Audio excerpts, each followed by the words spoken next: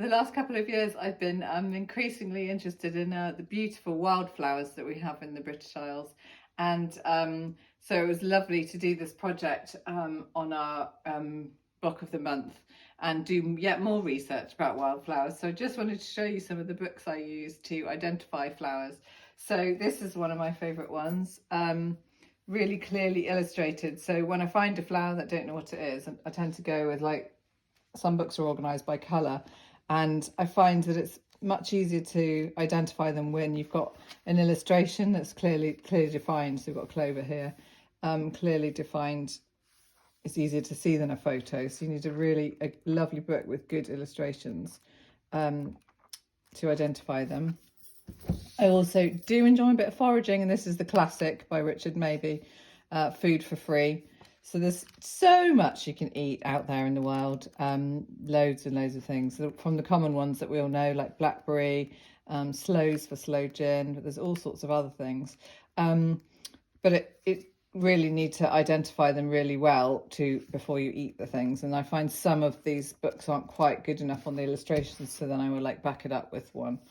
This one is just a beautiful, beautiful book, glorious compositions, all hand drawn by a vicar who retired and spent his life travelling the British Isles and drawing all of the flora, all of the different kinds of, who knew there were so many different kinds of hawksbeard, which look kind of like a dandelion.